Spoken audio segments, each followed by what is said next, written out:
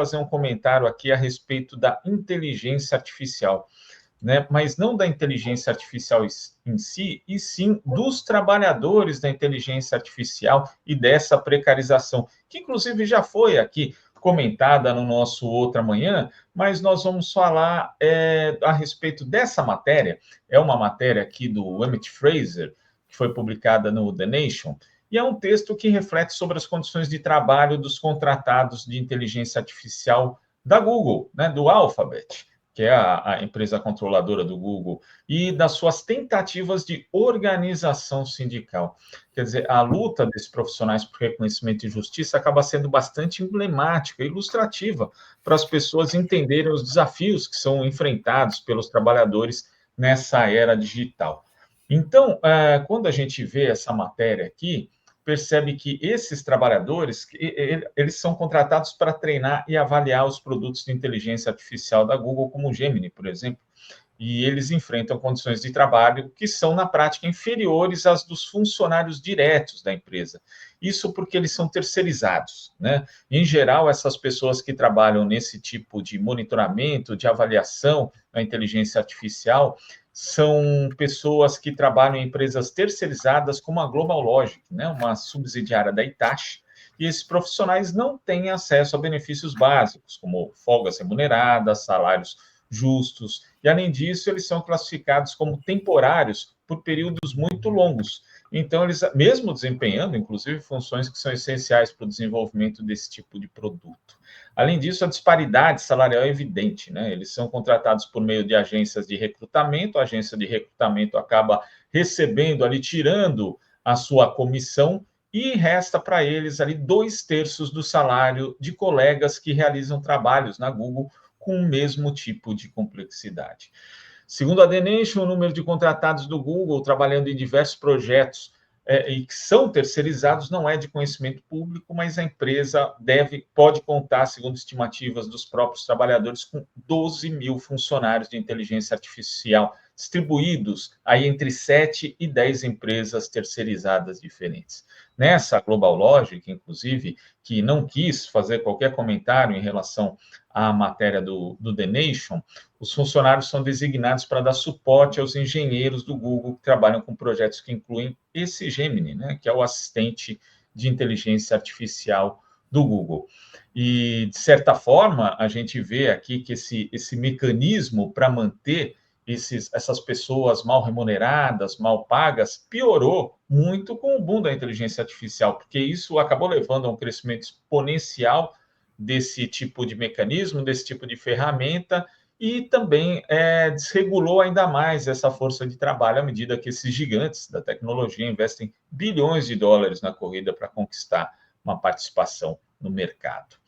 Em 2023, por exemplo, uma investigação da Time descobriu que a OpenAI pagou a contratados quenianos menos de $2 por hora para monitorar e identificar conteúdo violento abusivo, que a gente já falou aqui, inclusive, que é um tipo de atividade muito perigosa para a saúde mental das pessoas que trabalham com isso.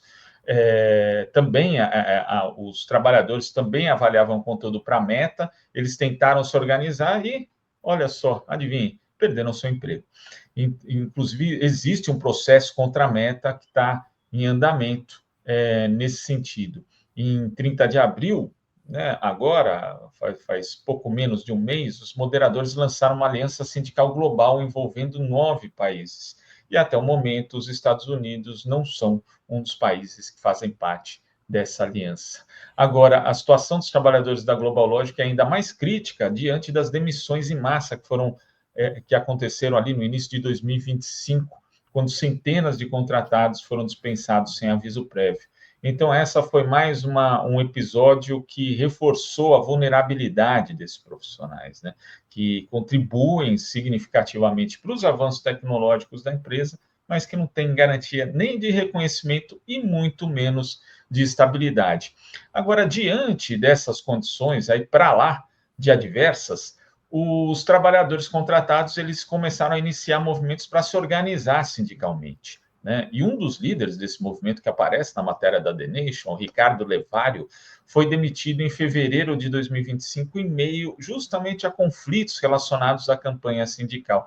e a demissão dele foi uma retaliação direta à tentativa de organização dos trabalhadores. Inclusive, falar mais desse caso, contextualizado com outros 2 casos da empresa, para todo mundo ter essa noção de como de como existe uma repressão muito forte a qualquer tentativa de organização dos trabalhadores, principalmente nos Estados Unidos. E apesar dessas dificuldades, né, os trabalhadores não desistiram, e em abril, inclusive, os funcionários da Global Logic divulgaram uma carta de reivindicações, exigindo paridade salarial e maior segurança no emprego.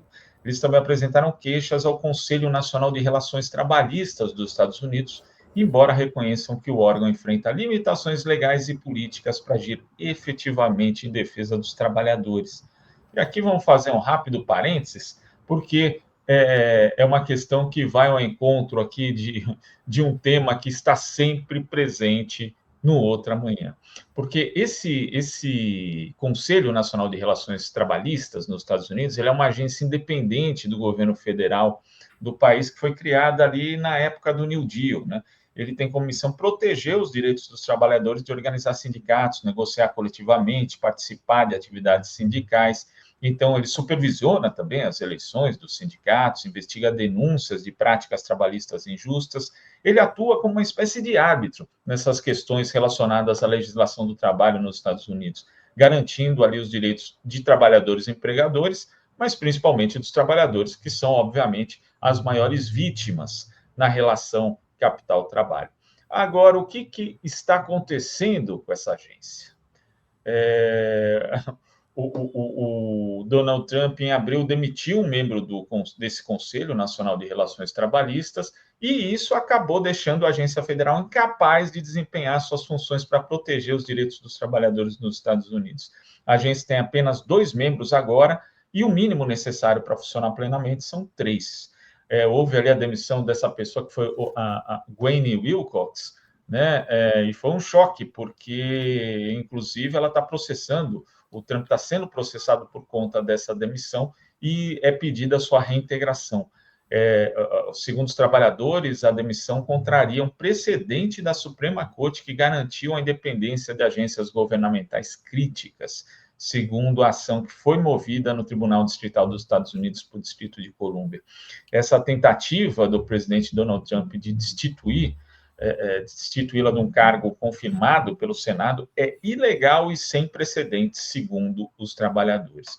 Quando o Congresso criou o Conselho Nacional de Relações Trabalhistas há quase 90 anos, garantiu que a lei protegeria sua independência da influência política, mas a destituição sem justa causa ou processo viola diretamente essa lei, é o que argumentam os trabalhadores. Então, isso é uma dificuldade a mais, não só para os trabalhadores de IA dos Estados Unidos, mas para os trabalhadores de uma forma geral. Estamos vendo aí que Trump realmente é muito coerente com aquilo que ele acredita e pensa, e com todas as ações que ele vem desempenhando à frente do governo.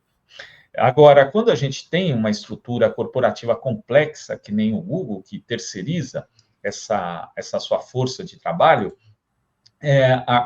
empresas terceirizadas como a Global Logic e essa contratação acaba dificultando, obviamente, a organização sindical, já que a fragmentação acaba impedindo que os trabalhadores contratados se sintam parte integrante da empresa, né? São criadas ali, de forma direta e indireta, barreiras para a solidariedade e para a própria ação coletiva. Ainda mais quando a gente leva em conta que existe uma dispersão geográfica desses trabalhadores, que não têm um local físico comum e têm contratos variados, né? Então, quer dizer, isso representa aí obstáculos a mais, principalmente, como eu já disse aqui, para um país que tem bastante dificuldade, não o país em si, né, mas as empresas do país, em aceitar a organização dos trabalhadores. Agora, a matéria da The Nation cita um exemplo prático desse tipo de dificuldade, né? A empresa, ela incentivava os funcionários remotos a se conectarem online, né? E num dia ali, em janeiro desse ano, o Ricardo Levário, que eu citei aqui no começo desse comentário, e outros membros dos sindicatos usaram as redes da empresa para distribuir uma pesquisa sobre remuneração e condições de trabalho. E 2 semanas depois, a Global Logic anunciou uma nova política. O uso de redes sociais durante o horário de trabalho estava proibido, né? essas restrições à socialização imposta pela GlobalLogic efetivamente sufocaram, né, a maioria das conversas sobre organização. Agora, a questão é a seguinte, né, do ponto de vista legal: se os trabalhadores têm permissão para falar sobre qualquer assunto não relacionado ao trabalho no trabalho, né, a lei, obviamente, determina que eles podem ter permissão para falar sobre as próprias condições em que trabalham. Então, isso não faz sentido nenhum, esse tipo de proibição, né? Porque alguém pode dizer assim, poxa, mas vocês estavam usando as redes para fazer ali motim. Não, não, era organização, isso é plenamente concebível, né, do ponto de vista legal. Mas houve essa proibição, e inclusive um gerente da GlobalLogic foi questionado ali, né, incentivou os avaliadores a continuarem conversando sobre filmes, livros, comida, animais de estimação, tal, mas essa conversa foi gravada, inclusive. E tem uma aspa muito interessante que esse gerente fala assim: não podemos trazer negatividade, coisas que podem agitar as pessoas e irritá-las.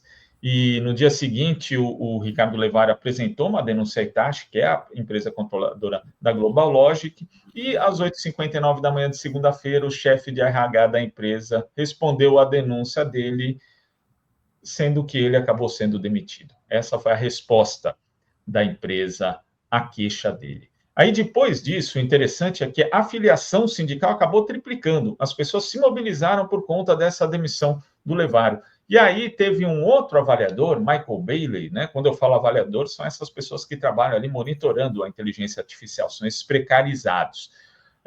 Quando esse avaliador foi informado que sua carga de trabalho aumentaria, ele comentou que seria bom que os colegas demitidos estivessem por perto para ajudar, né? E aí ele fez uma conversa, um diálogo também com uma das lideranças, com um dos gerentes ali, falando a respeito disso, e essa liderança diz para ele: se você continuar fazendo o que está fazendo, não podemos nos surpreender com o desenrolar das coisas depois. Uma ameaça direta.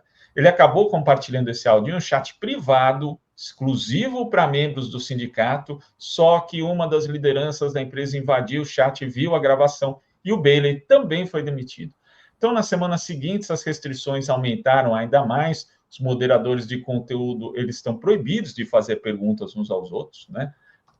É algo que, inclusive, prejudica o próprio trabalho, porque você não pode tirar dúvidas a respeito da avaliação que você está fazendo e bater o seu resultado com o de um colega de trabalho.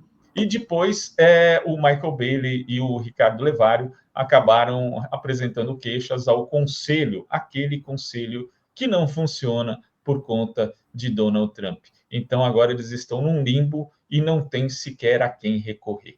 Então, eu acho que esses exemplos são bem ilustrativos de como é difícil, na verdade, você lidar com o avanço tecnológico que precariza os empregos, que precariza ainda mais a condição dos trabalhadores e que, mais do que isso, dificulta que eles possam se organizar para defender os seus direitos. Mas, ainda assim, é bom lembrar, é bom destacar que, mesmo com essas demissões, mesmo com essas represálias, eles continuam ali lutando pelos seus direitos e reconhecimento e veem na organização sindical essa ferramenta que é poderosa para promover mudanças e garantir as condições de trabalho justas. Isso também evidencia um outro fato, que por mais que a tecnologia tenha avançado, a receita para melhorar a condição de trabalho continua a mesma, que é organização e luta coletiva, por mais que esse ideário neoliberal diga para todo mundo, todo santo dia, inclusive, que a saída é individual, a saída é coletiva, a saída é organização e a saída é o diálogo dos trabalhadores que estão sofrendo nas mãos não só das mesmas empresas, dos mesmos empregadores, mas também estão sofrendo com as mesmas condições que pioram cada vez mais.